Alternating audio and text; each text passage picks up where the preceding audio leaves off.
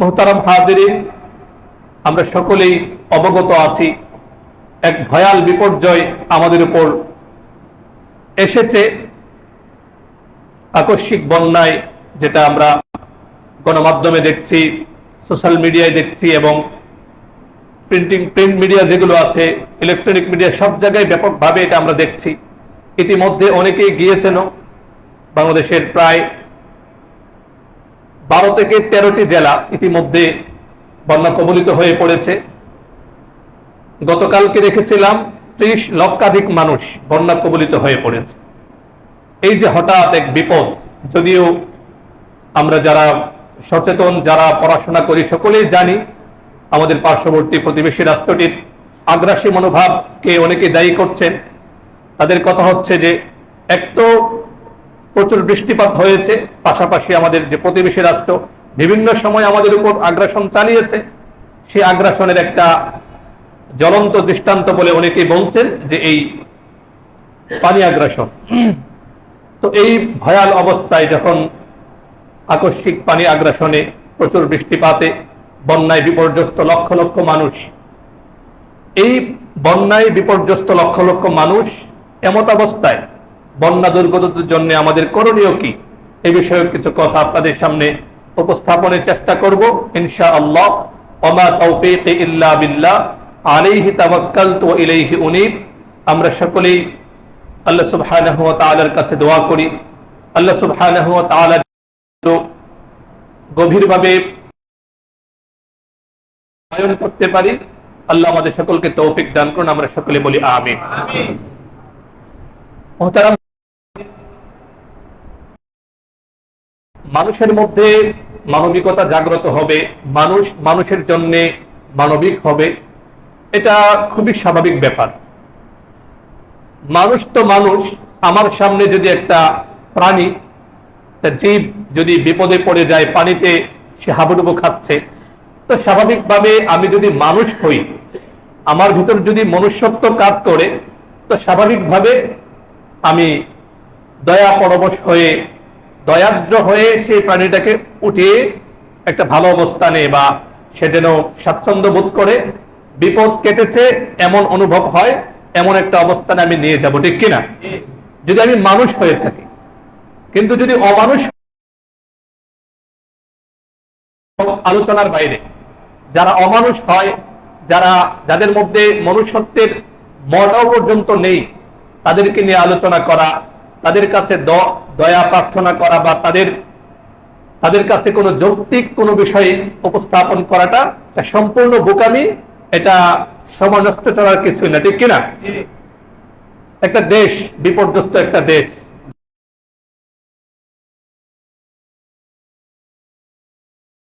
মানুষ বিপদ দিক থেকে হামলে পড়ার চেষ্টা করছে। একটু আগে আমরা দোয়া করেছি, মুসলিম মিল্লাতের পিতা হযরত ইব্রাহিম খলিলুল্লাহ আলা নবিয়িনা ওয়া আলাইহিস সালাতু ওয়াস সালাম হাজার হাজার বছর আগে মক্কাতুল মুকাররমার নিরাপত্তা, মক্কাতুল মুকাররমার সুখী সমৃদ্ধি, একটা জীবন, একটা সমাজ ব্যবস্থা যেন তৈরি হয়, হযরত ইব্রাহিম আলাইহিস সালাতু ওয়াস সালাম আল্লাহ সুবহানাহু ওয়া তাআলার কাছে দোয়া করেছিলেন। তো সেই মুসলিম মিল্লাতের পিতা, আমাদের মুসলিম জাতির পিতা,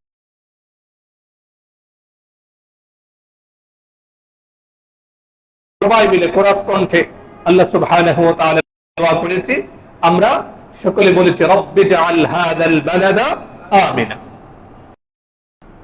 হযরত ইব্রাহিম আলাইহিস সালামের নামে একটি সূরা আছে, আমরা অনেকেই জানি। সূরাটির নাম সূরাত ইব্রাহিম। ধারাবাহিক বিন্যাসে কোরআনুল কারীমের 14 নম্বর সূরা। কত নম্বর সূরা? 14 নম্বর সূরা। সেই 14 নম্বর সূরার 35 নম্বর আয়াতের শুরু অংশে ইব্রাহিম আলাইহিস সালাতু ওয়াস সালামের সেই পবিত্র দোয়াটি পছন্দের, এত প্রিয় হয়েছিল, উম্মতে মুহাম্মদ আলাইহিস সালামের জন্য একটা অনুসরণের বস্তু হিসেবে, মানব জাতির জন্য পথ প্রদর্শক। কিয়ামত পর্যন্ত মুসলিম উম্মাহ ইসলাম এটা শুধুমাত্র পরকালীন কিছু পরকালীন জীবনটা যেন খুব সুখময় হয় এর মধ্যে সীমাবদ্ধ না। তার জাগতিক জীবন, একজন অনুসারীর জাগতিক, এই দোয়া যে একজন মুসলমান কখনো সমাজ বিচ্ছিন্ন হয়ে শুধুমাত্র মসজিদে পড়ে থাকবে, একেবারে ধ্বংসের হবে, একদম পড়ে যাবে আর কেবল পড়ে থাকবে। আপনি আমি আমরা যদি প্রথমে মানুষ হই, মধ্যে ইসলামকে ধারণ করা, অবশ্যই দেশের মানুষের প্রতি ভালোবাসা থাকতে হবে, দেশের মানুষ যেন সুখে সমৃদ্ধিতে উন্নতিতে অগ্রগতিতে এগিয়ে যায়, সেজন্য সবসময় একটা চিন্তা থাকতে হবে। একজন মুসলমান হিসেবে এটা আমাকে সবসময় লালন করতে হবে, কারণ 1450 বছর আগে মুসলিম জাতির পিতা, মুসলিম মিল্লাতের পিতা হযরত ইব্রাহিম আলাইহিস সালাম দোয়ার মাধ্যমে আমাদেরকে সেটা শিখিয়েছেন। হযরত ইব্রাহিম আলাইহিস সালাম সূরা ইব্রাহিমের 1 নম্বর আয়াতে তার উদ্ধৃত হয়েছে, এখানে আল্লাহ সুবহানাহু ওয়া তাআলা কোট করেছেন, তিনি বলেন রব্বি জাআল হাযাল বালাদা হে আমার রব, হে আমার প্রতিপালক, হে জগৎসমূহের প্রতিপালক, ইজআল হাযাল বালাদা আমিন, আল্লাহ আপনি নিরাপদ বানিয়ে দিন। সুবহানাল্লাহ। কি শিক্ষা পাওয়া যায় এখান থেকে? দেশকে ভালোবাসতে হবে, দেশের মানুষের সুখে দুঃখে পাশে থাকতে হবে, সর্বোপরি দেশের মানুষ যেন সুখে শান্তিতে জীবন যাপন করে প্রথমত তাদের জন্য দোয়া করতে হবে, প্রত্যেকের সামর্থ্য থেকে তাদের জন্য কাজ করে যেতে হবে। শুধুমাত্র নামাজ, শুধুমাত্র আমি আমার ব্যক্তি জীবনকে নিয়ে ব্যস্ত থাকলাম, বাকিরা সবাই একেবারে ধ্বংস হয়ে গেল, এরূপ মন মানসিকতা ইসলাম সমর্থন করেন। সেটা মাথায় রেখেই আমরা আজকের যে বিষয়টা নির্বাচন করেছি, এই যে আকস্মিক বন্যায় বিপর্যস্ত লক্ষ লক্ষ মানুষ, ভাষা হারিয়ে ফেলছে, কি বলবো। গত কয়েকদিন যাবৎ, গতকালকে এবং পরশুদিন সামাজিক যোগাযোগ মাধ্যমে, পত্রিকার পাতায় চোখ বোলালে চোখের পানি ধরে রাখা মুশকিল হয়ে যায়। এত অমানবিক অবস্থা তৈরি হয়েছে। আজকে তো প্রায় সবগুলো জাতীয় দৈনিকেরই হেড নিউজ যে মানবিক বিপর্যয়, ভয়াল পরিস্থিতি, এগুলো এসেছে। একজন সচেতন, একজন মানবিক মানুষ হিসেবে এমত অবস্থায় নিজেকে টিকিয়ে রাখা, নিজের চোখের পানি ধরে রাখা মুশকিল হয়ে যায়, যেহেতু আমরা মানুষ। আর মনুষ্যত্বটা পুরোপুরি জাগ্রত হয় ইসলামকে ধারণ করার মাধ্যমে। ছোট ছোট নিষ্পাপ বাচ্চা কতটা অমানবিক হলে একটা দেশকে এভাবে নিশ্চিহ্ন করার ষড়যন্ত্র করা যেতে পারে, কতটা অমানবিক হলে। নিষ্পাপ বাচ্চারা ডুবে, গর্ভবতী মায়েরা,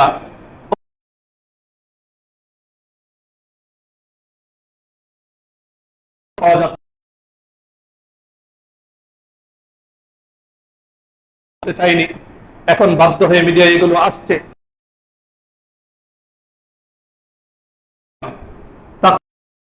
গাজী ইয়াকুব সাহেব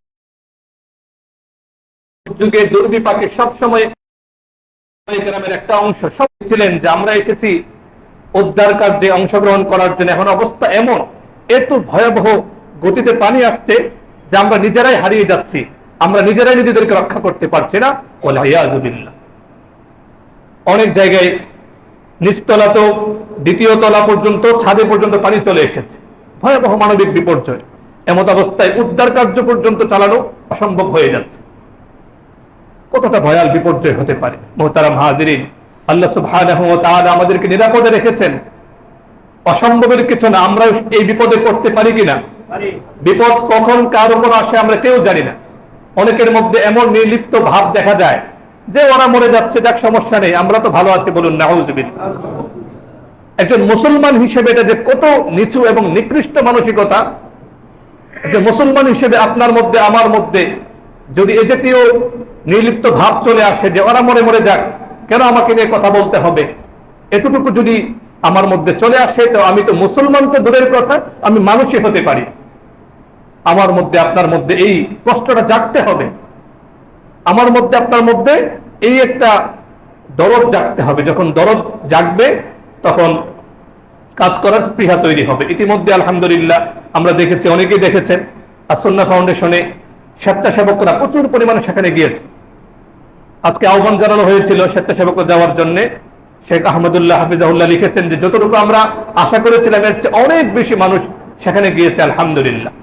এই দৃশ্যগুলো আমাদের জন্য অত্যন্ত আনন্দের, যে দুর্যোগে দুর্বিপাকে একদল মানুষ সব সময় নিজেদেরকে কোরবান করে দিয়ে সেখানে চলে যায়।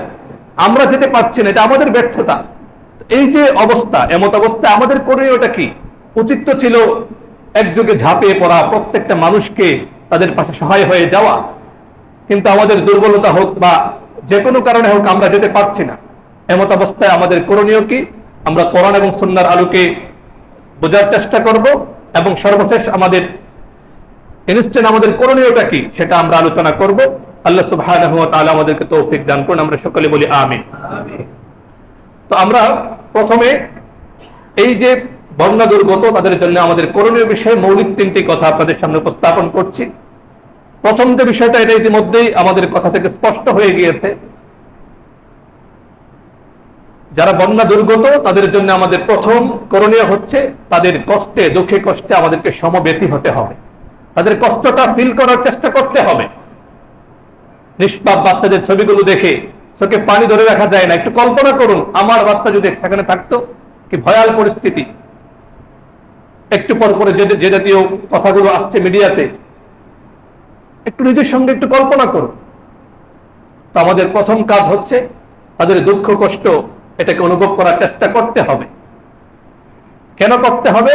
প্রথম কারণ হচ্ছে আমি একজন মানুষ, দ্বিতীয় কারণ হচ্ছে আমি একজন মুসলমান। আরেকজন মুসলমান, তাকে স্বজাতির কষ্টে দুঃখে কষ্টে তাকে সমবেতী হতেই হবে। এটা ঈমানের অংশ। যদি আমার মধ্যে আমার স্বজাতির ব্যথায় বেদনায় বিপদ আপদে আমার মধ্যে যদি কোনো ভাবান্তর না হয়, আমি যদি কোনো কষ্ট না পাই, দ্রুত আমার ঈমানকে নবায়ন করতে হবে। দ্রুত আমাকে ইস্তেগফার করে তওবা করে আমাকে খাঁটি মুসলিম হতে হবে, কারণ আমি এখনো মুসলমানদের কাতারে শামিল হতে পারি। 1450 বছর আগে ভ্রাতৃত্ববোধ যেন জাগ্রত হয়, পৃথিবীর দিক দিগন্তে অবস্থান করা প্রত্যেকটা মুসলমানের প্রতি যেন আমরা ভ্রাতৃত্বের, সৌহার্দ্য, সম্প্রীতির বার্তা দিতে পারি, সে শিক্ষাটাই রাসূলুল্লাহ সাল্লাল্লাহু আলাইহি ওয়াসাল্লাম দিয়েছেন। সুনান সহিহ ইবনে হিব্বানের বর্ণনা, হাদিস নাম্বার 297, নু'মান ইবনে বাশীর রাদিয়াল্লাহু আনহু বর্ণনা করেন, রাসূলুল্লাহ সাল্লাল্লাহু আলাইহি ওয়াসাল্লাম বলেন, আল মুমিনুনা তারাহুমুহুম ওয়া লুতফু বা'দিহিম বিবা'দিন কাজাসাদি রাজুলিন ইযা ইশতাকা বা'দু জাসাদিহি আলিমা লাহু সাইরু জাসাদি। সারা পৃথিবীর প্রতিটা মুসলমান, প্রতিটা মানুষ দ্বীনের সম্পর্কে যারা জড়িয়েছে, মুসলিম হিসেবে প্রত্যেকটা মুসলিমের অবস্থা হবে এমন যেন পুরো মুসলিম উম্মাহ হচ্ছে একটা দেহের মতো।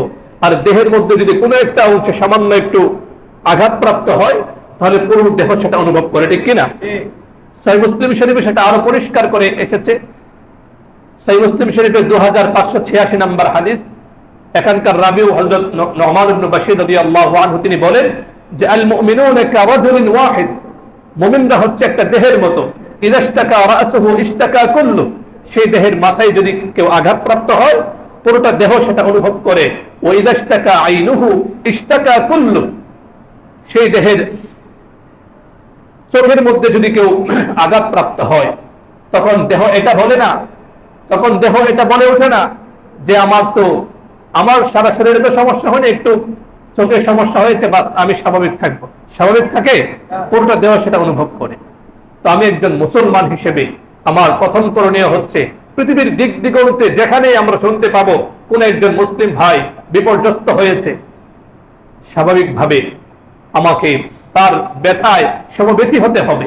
আমি যখন ব্যথাটা অনুভব করব, পরবর্তী স্টেপে আমার করণীয়কে সেটা জাগ্রত হবে। আর যদি আমি সেটা অনুভবই না করি, আমার মধ্যে করণীয় কি সেটা কি অনুভব হবে? হবে না। এজন্য প্রথম করণীয় হচ্ছে এই আকস্মিক বন্যায় যারা বিপর্যস্ত হয়ে পড়েছে, লক্ষ লক্ষ মানুষ।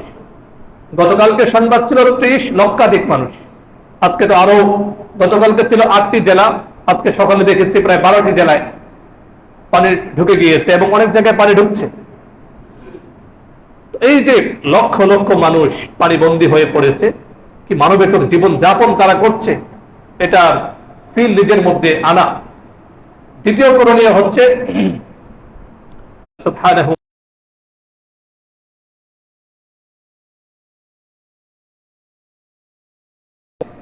যত মুমিন আছে সকলেই তারা ভ্রাতৃত্বের বন্ধনে আবদ্ধ, তারা একে অন্যের প্রতি ভ্রাতৃত্ববোধের হাত বাড়িয়ে দিবে।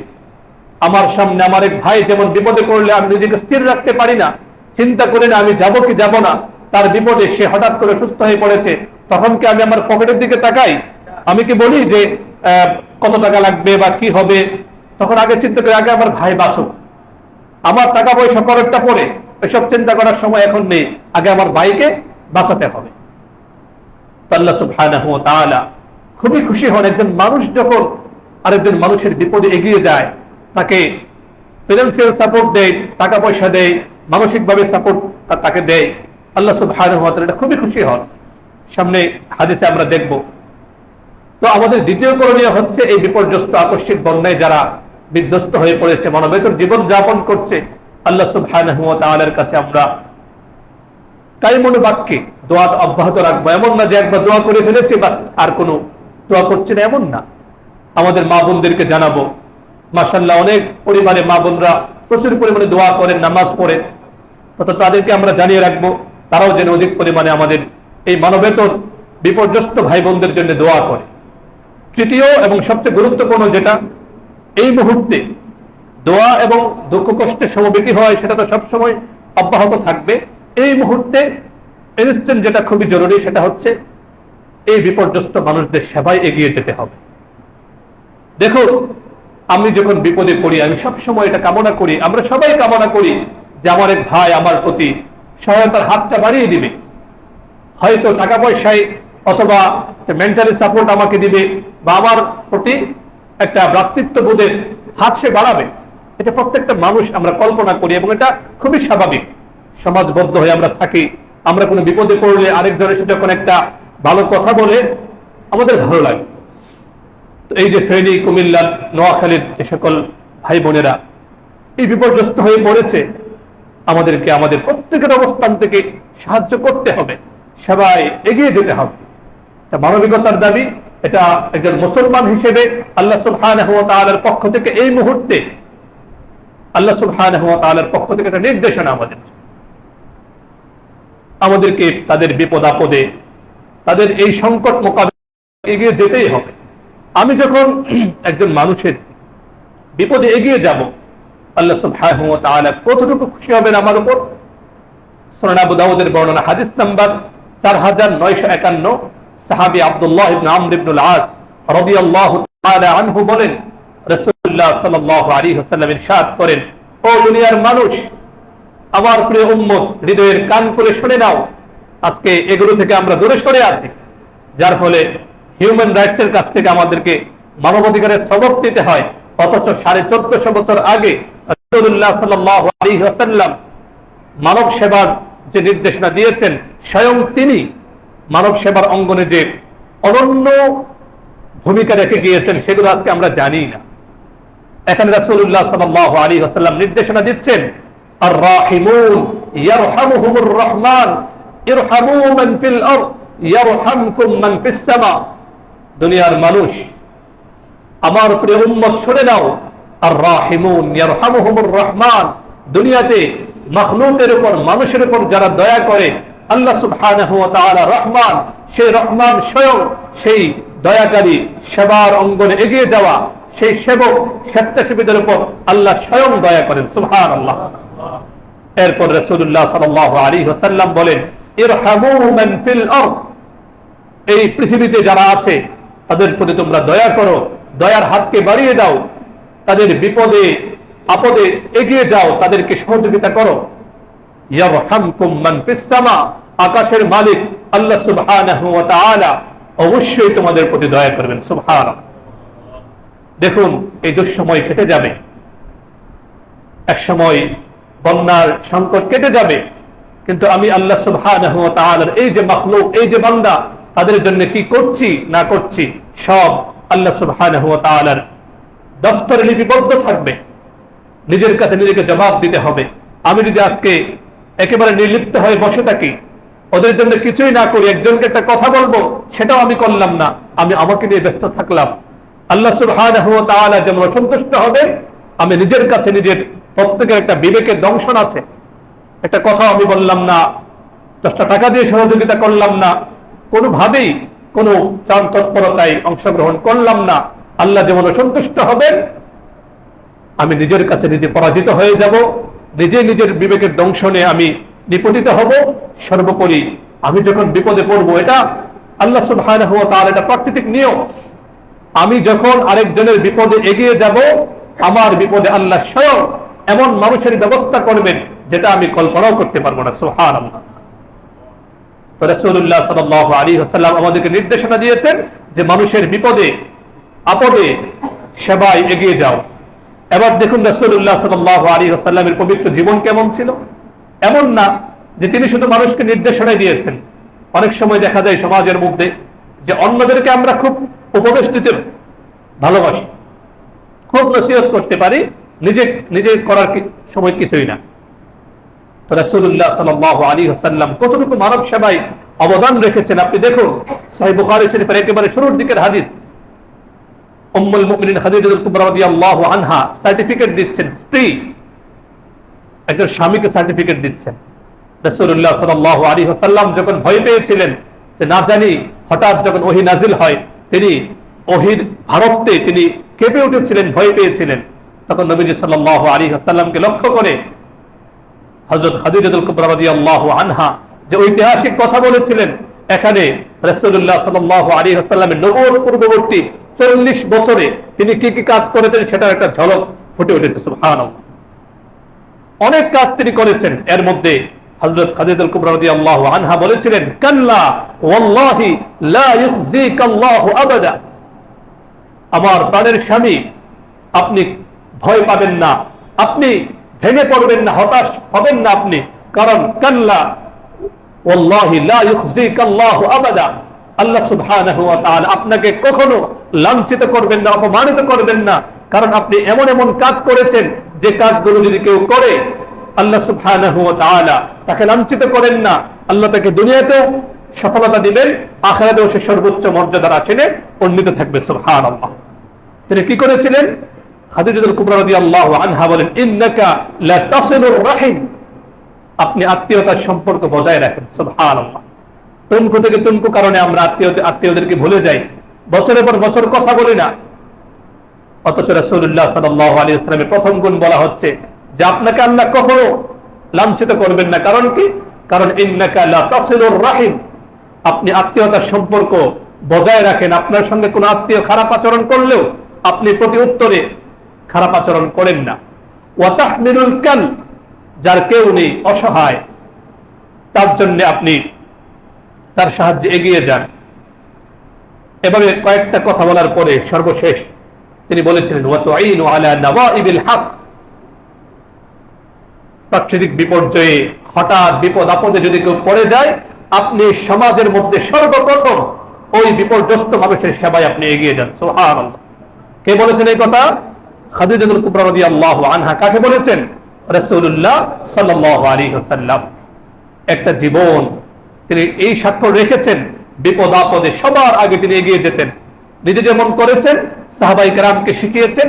মুসলিম উম্মার একটা অনন্য বৈশিষ্ট্য, আজকে আমরা আত্মকেন্দ্রিক হয়ে গিয়েছি, নিজেদেরকে নিয়ে আমরা ব্যস্ত, অথচ মুসলিম উম্মার একটা বৈশিষ্ট্য ছিল যে সেবায়, মানুষের প্রতি সহায়তায় সবার আগে মুসলিম উম্মাহ এগিয়ে যাবে। আজকে আমরা এখান থেকে পিছিয়ে পড়ার কারণে অমুসলিম যে জাতিগুলো তারা এখানে এগিয়ে আসছে। তো আমাদের জন্য তৃতীয় করণীয় হচ্ছে মানুষের সেবায় আমাদেরকে এগিয়ে যেতে হবে, মানুষের জন্য আমাদেরকে সহায়তার হাত বাড়িয়ে দিতে হবে। এখন প্রশ্ন হচ্ছে, আমি যদি মানুষের সেবায় এগিয়ে যাই, এই যে বিপর্যস্ত বন্যায় যারা একেবারে মানবেতর জীবন যাপন করছে, ওদের জন্য যদি আমি সহায়তার হাত বাড়াই, আমি যদি আমার সামর্থ্য অনুযায়ী তাদেরকে টাকা পয়সা দেই, তাদেরকে যে কোনো ভাবে বিপদ কাটিয়ে ওঠার জন্য সহযোগিতা করি, আমার কি লাভ হবে? প্রথম লাভ হচ্ছে, আপনি কোরআনুল কারীমের আলোকে যদি দেখি, প্রথম লাভ আল্লাহ সুবহানাহু ওয়া তাআলা আমাকে কামিয়াব বানাবেন, আল্লাহ সুবহানাহু ওয়া তাআলা আমাকে সফল মানুষদের অন্তর্ভুক্ত করে দিবেন। সুবহানাল্লাহ। কোরআনুল কারীমের 22 নম্বর সূরা সূরাতুল হজ আয়াত নম্বর 77 আল্লাহ সুবহানাহু ওয়া তাআলা বলেন, ইয়া আইয়ুহাল্লাযীনা আমানু ইরকাউ ওয়াসজুদু ওয়া'বুদু রাব্বাকুম ওয়াফআলুল খায়রা লাআল্লাকুম তুফলিহুন। সুবহানাল্লাহ। আল্লাহ বলেন, মুমিনরা শুনে নাও, হৃদয়ের কান খুলে শুনে নাও, ইরকাউ ওয়াসজুদু, রুকু করো, সিজদা করো, আল্লাহর ইবাদত করো এবং কল্যাণকর কাজে মানব সেবায় এগিয়ে যাও, লাআল্লাকুম তুফলিহুন, এতে করে অবশ্যই আল্লাহ সুবহানাহু ওয়া তাআলা তোমাদেরকে সফল মানুষদের অন্তর্ভুক্ত করে দিবেন। সুবহানাল্লাহ। দুনিয়াতে আপনি সফল মানুষদের অন্তর্ভুক্ত হয়ে যাবেন যদি আমরা যদি সেবার অঙ্গনে এগিয়ে যাই। দ্বিতীয় পুরস্কার কি পাবো আমরা? আল্লাহ সুবহানাহু ওয়া তাআলার সাহায্য আমাদের উপর বৃষ্টির মতো নাজিল হবে। সুবহানাল্লাহ। আল্লাহ সাহায্য ছাড়া আমরা বাঁচতে পারবো না। যত কথাই বলি না কেন, দিন শেষে আল্লাহর সাহায্য যদি আমাদের উপর না আসে, আমরা কখনো সফলতা অর্জন করতে পারবো না। এই সমাজে সুখে শান্তিতে সমৃদ্ধিতে আমরা অবস্থান করতে পারবো না। তো সেবামূলক কাজ যারা করে, মানুষের বিপদ আপদে যারা এগিয়ে যায়, যারা বিপন্ন মানুষকে সাহায্য সহযোগিতা করে, টাকা পয়সা দিয়ে বিভিন্ন ভাবে যারা সহযোগিতা করে, তাদের জন্য দ্বিতীয় পুরস্কার আল্লাহ সুবহানাহু ওয়া তাআলার পক্ষ থেকে সাহায্য আসবে। সহিহ মুসলিম শরীফের বর্ণনা হাদিস নাম্বার 2699, সাহাবী আবু হুরায়রা রাদিয়াল্লাহু আনহু থেকে বর্ণিত, রাসূলুল্লাহ সাল্লাল্লাহু আলাইহি ওয়াসাল্লাম ইরশাদ করেন, মান ওয়াসআ আলা মাকরুবিন কুরবাতান ওয়াসআ আল্লাহু আলাইহি কুরবাতান ফিল আখিরাহ। সুবহানাল্লাহ। দুনিয়াতে যদি কোন মানুষ যদি দুনিয়াতে অপর বিপদগ্রস্ত মানুষের বিপদ দূরীকরণে এগিয়ে যায়, সহযোগিতা করে, কিয়ামতের কঠিন ময়দানে যেদিন মানুষ ভয়াল বিপদে পড়ে যাবে, আল্লাহ সুবহানাহু ওয়া তাআলা দুনিয়াতে মানুষের বিপদে যারা এগিয়ে যায় এমন মানুষদেরকে তার একান্ত দয়ায় কিয়ামতের ময়দানে বিপদ থেকে আল্লাহ উদ্ধার করবেন। সুবহানাল্লাহ। এরপর রাসূলুল্লাহ সাল্লাল্লাহু আলাইহি ওয়াসাল্লাম বলেন, ওয়ামান সাতারা আওরাতা মুসলিমিন ফিদ দুনিয়া সাতারাল্লাহু আওরাতাহু ইয়াওমাল কিয়ামাহ। দুনিয়াতে যে মানুষের দোষ ঢেকে রাখে, মানুষকে যে লাঞ্ছিত করে না, দোষ জানার পরেও যারা মানুষকে যারা দোষ থেকে ঢেকে রাখে, মানুষকে খোঁচা মারে না, মানুষের ইজ্জত আবরু নিয়ে যারা খেলা করে না, আল্লাহ সুবহানাহু ওয়া তাআলা কিয়ামতের দিন ওই ব্যক্তির উপর এত সন্তুষ্ট হবেন যে তুমি দুনিয়াতে আমার বান্দার দোষ জানার পরেও আমি আল্লাহর জন্য তুমি তাকে লাঞ্ছিত করনি, আজকে আমি তোমার যাবতীয় দোষকে ঢেকে রেখে আমি তোমাকে জান্নাত দান করব। সুবহানাল্লাহ। হাদিসে শেষাংশে রাসূলুল্লাহ সাল্লাল্লাহু আলাইহি ওয়াসাল্লাম বলেন, খেয়াল করে শুনুন, মানব সেবার কি অনন্য মর্যাদা ইসলাম ঘোষণা করেছে। আজকে আমরা এসব থেকে দূরে সরে আছি, আত্মকেন্দ্রিক হয়ে গিয়েছি। রাসূলুল্লাহ সাল্লাল্লাহু আলাইহি ওয়াসাল্লাম বলেন, আমার উম্মত শুনো, ওয়াল্লাহু ফি আউনিল আবদি, অন্য রাওয়ায়াতে এসেছে আউনিল মারই মা কানা আল আবদু ফি আউনি আখিহি।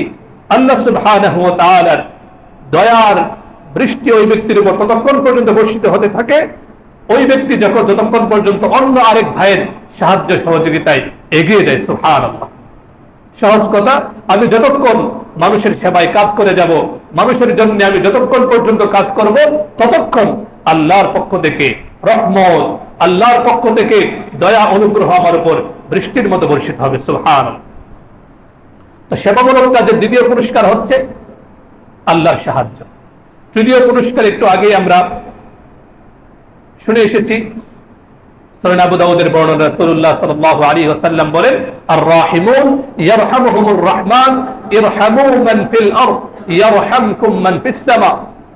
দুনিয়ায় যারা আছে বিপদগ্রস্ত, তাদের প্রতি যখন আমরা দয়া করব, অনুগ্রহ করব, তাদের প্রতি আমরা সাহায্য সহযোগিতার হাতকে বাড়িয়ে দিব, আল্লাহ সুবহানাহু ওয়া তাআলা স্বয়ং তার পক্ষ থেকে আমাদের প্রতি দয়া করবেন। সুবহানাল্লাহ।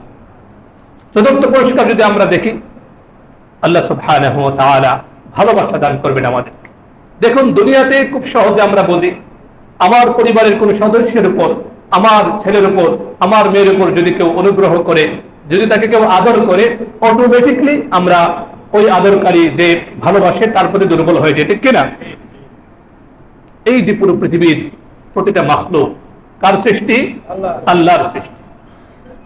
তো রাসূলুল্লাহ সাল্লাল্লাহু আলাইহি ওয়াসাল্লাম জানাচ্ছেন, যারা সেবার কাজ করে তাদের জন্য আল্লাহর পক্ষ থেকে আল্লাহ সুবহানাহু ওয়া তাআলা স্পেশাল ভালোবাসা তাদের প্রতি আল্লাহ বর্ষণ করেন। সুবহানাল্লাহ। হযরত আব্দুল্লাহ ইবনে ওমর রাদিয়াল্লাহু আনহু হাদিসটি বর্ণনা করেন, রাসূলুল্লাহ সাল্লাল্লাহু আলাইহি ওয়াসাল্লাম ইরশাদ করেন, আহাব্বুন নাসি ইলাল্লাহি আনফাউহুম লিল খালক। আল্লাহর কাছে সবচেয়ে ভালোবাসার, সবচেয়ে মহব্বতের মানুষ হচ্ছে ওই ব্যক্তি যে মানুষের জন্য উপকার করে, মানুষকে সাহায্য সহযোগিতা করে, মানুষের বিপদ আপদে যে এগিয়ে যায়। সুবহানাল্লাহ। চতুর্থ পুরস্কার, আল্লাহর পক্ষ থেকে ভালোবাসা আমরা পেয়ে যাব। এত নির্দেশনার পরেও যদি আমরা সেবার কাজে অগ্রসর না হই, আমরা যদি কয়েকটা টাকা ওদেরকে না দেই, আমরা যদি ওদের জন্য আমাদের ভালোবাসা প্রকাশ না করি, এর চেয়ে দুর্ভাগা আর কি হতে পারে। পঞ্চম পুরস্কার, আমি যদি এই যে বন্যা বিপর্যস্ত মানুষদের জন্য সহযোগিতার হাতকে বাড়িয়ে দিই, নিজে যেমন দেব, অন্যকেও যদি আমি এভাবে বলে উদ্বুদ্ধ করতে পারি, তাহলে আমি এই যে একটু পরিশ্রম করলাম, বিপর্যস্ত মানুষের সেবায় যে এগিয়ে গেলাম, একটু চেষ্টা করলাম, কি লাভ হবে? এই যে চেষ্টাটা প্রতিটা মুহূর্তে আমি তাহাজ্জুদ এবং জিহাদের সমতুল্য সওয়াব আল্লাহ সুবহানাহু ওয়া তাআলার পক্ষ থেকে পাবো। সুবহানাল্লাহ। সহিহ বুখারী শরীফের বর্ণনা হাদিস নাম্বার 5353, হযরত আবু হুরায়রা রাদিয়াল্লাহু আনহু থেকে বর্ণিত, রাসূলুল্লাহ সাল্লাল্লাহু আলাইহি ওয়াসাল্লাম ইরশাদ করেন, আস-সাঈ আলাল আরমানাতি ওয়াল মিসকিন কাল মুজাহিদি ফি সাবিলিল্লাহ আবিল কাইমিল লাইল ওয়া সাইমিন নাহার। সুবহানাল্লাহ। অসহায়, মিসকিন, বিধবা, গরিব মানুষ যারা, বিপর্যস্ত মানুষ যারা, তাদের জন্য যারা সহযোগিতার হাতকে বাড়িয়ে দেয়, তাদের জন্য সাই মানে চেষ্টা করা, নিজেও যেমন সহযোগিতা করছে, অন্যের মাধ্যমে ফান্ড সংগ্রহ করে সে সহযোগিতার হাত বাড়িয়ে দিচ্ছে, এমন কাজ যদি কেউ করে, রাসূলুল্লাহ সাল্লাল্লাহু আলাইহি ওয়াসাল্লাম বলেন, কাল মুজাহিদি ফি সাবিলিল্লাহ, আল্লাহর জমিনে আল্লাহর দ্বীনকে বিজয় করার জন্য যে ব্যক্তি জিহাদের ময়দানে ঝাঁপিয়ে পড়েছে, ওই ব্যক্তি যেমন সওয়াব পাচ্ছে, এই সমাজ সেবায়, মানুষের সেবায়, মানব সেবায় যারা এগিয়ে যায়, প্রতি মুহূর্তে মুহূর্তে একজন মুজাহিদ ফি সাবিলিল্লাহ, আল্লাহর রাস্তায় লড়াই করার সমতুল্য সওয়াব আল্লাহ তাকে দান করবেন। সুবহানাল্লাহ। মানব সেবা ইসলামে কত অনন্য অবস্থানে অবস্থান করছে। এরপরে বলেন, আবিল কাইমিল লাইল ও আবিস সাইমিন নাহার, একজন ব্যক্তি সারা রাত তাহাজ্জুদের নামাজ পড়ে যে পরিমাণ সওয়াব পাচ্ছে, সারা দিন রোজা রেখে যে পরিমাণ সওয়াব পাচ্ছে, তার সমতুল্য সওয়াব যে ব্যক্তি মানুষের জন্য, মানুষের সেবায় কাজ করে, আল্লাহ সুবহানাহু ওয়া তাআলা তাকে রোজাদার এবং তাহাজ্জুদ গুজারের সওয়াব আল্লাহ তাকে দান করেন। সুবহানাল্লাহ। এত ফজিলত, এত পুরস্কার, এরপরেও যদি আমরা মানুষের সেবায় এগিয়ে না যাই, কি ভয়াল পরিস্থিতি অপেক্ষা করছে। একটা হাদিস বলে আমি শেষ করছি, সহিহ মুসলিম শরীফের বর্ণনা, রাসূলুল্লাহ সাল্লাল্লাহু আলাইহি ওয়াসাল্লাম বলেন, কিয়ামতের ময়দানে আল্লাহ সুবহানাহু ওয়া তাআলা মানুষকে বলবেন, ও আমার বান্দা, আমি তো বিপদে পড়েছিলাম, আমি তো অসুস্থ ছিলাম, আমি তো খুব সংকটে ছিলাম, তুমি তো আমাকে সাহায্য করেন। খুব সংক্ষেপে বলছি, অনেক লম্বা হাদিস, মূল কথাটা বলছি, বাংলায় শুধু বলছি। তো মানুষ অবাক হয়ে যাবে যে আপনার সহযোগিতা আমরা কিভাবে করব। ও আনতা রব্বুল আলামিন, হাদিসের ইবারত হচ্ছে ও আনতা রব্বুল আলামিন, আপনি তো জগৎ সমূহের প্রতিপালক, আমরা আবার আপনার সহযোগিতা কিভাবে করব, আপনার সংকট দূরীকরণে আমরা ভূমিকা রাখবো কিভাবে। তখন আল্লাহ সুবহানাহু ওয়া তাআলা বলবেন, ও দুনিয়ার মানুষ, তোমার কাছে সংবাদ পৌঁছেছিল, তোমার কর্ণকুহরে সংবাদ গিয়েছিল, তুমি দেখেছিলে, পত্রপত্রিকায় পড়েছিলে যে বিভিন্ন জায়গায় বন্যায় বিপর্যস্ত মানুষ, কোথাও কোনো অগ্নিকাণ্ড ঘটেছে, সেখানে মানুষ পড়ে মারা যাচ্ছে, বিপদ আপদে মানুষ পড়েছে, তোমার কাছে সাহায্যের প্রার্থনা করা হয়েছিল, কিন্তু তুমি নির্লিপ্ত ছিলে, কোনো সহযোগিতা তো করোনি, অন্য আরেকজনকে সহযোগিতার কথাও বলোনি। সেদিন যদি তুমি ওই বিপর্যস্ত মানুষের জন্য, বিপর্যস্ত মানুষের সাহায্যার্থে এগিয়ে যেতে, সেদিন তুমি কেমন যেন আল্লাহ সুবহানাহু ওয়া তাআলার সেবা করতে পারতে, এবং সেই সেবার বিনিময়ে আজকে আমি আল্লাহ খুশি হয়ে তোমাকে জান্নাত দান করব। দুঃখজনক বাস্তবতা, সেদিন তোমরা নির্লিপ্ত ছিলে, সহযোগিতার হাতকে বাড়িয়ে দাওনি, আত্মকেন্দ্রিক ছিলে, নিজেকে নিজে ব্যস্ত ছিলে, সেজন্য আমি আল্লাহ তোমাদের প্রতি অসন্তুষ্ট হয়ে তোমাদেরকে জাহান্নামে পাঠিয়ে দিচ্ছি। বলুন নাউযুবিল্লাহ। মুহতারাম হাজিরিন, সবাই সচেতন। এখানে এত বিস্তারিত বলার প্রয়োজন ছিল না, এরপরেও সময়ের দাবি হিসেবে কিছু আয়াত, হাদিস আপনাদের সামনে পেশ করলাম। পেশ করে আপনাদের কাছে উদাত্ত আহ্বান জানাচ্ছি। ইতিমধ্যে হয়তো অনেকেই অংশগ্রহণ করেছেন, আসন্না ফাউন্ডেশন সহ অনেক দাতব্য প্রতিষ্ঠান যারা সেবামূলক কাজ করে যায়, সেখানে অনেকে অংশগ্রহণ করেছেন। তো সময়ের দাবি হিসেবে আপনারা জানেন যে আমাদের 54 নং ওয়ার্ড গাজীপুর সিটি কর্পোরেশনের 54 নং ওয়ার্ডের উলামায়ে কেরামের একটা সংগঠন আছে, সেবামূলক সংগঠন, যেটার নাম হচ্ছে তানজিমুল আইম্মা ওয়াল উলামা। আমরা ইমার্জেন্সি মিটিং এ আজকে সকালে বসেছিলাম।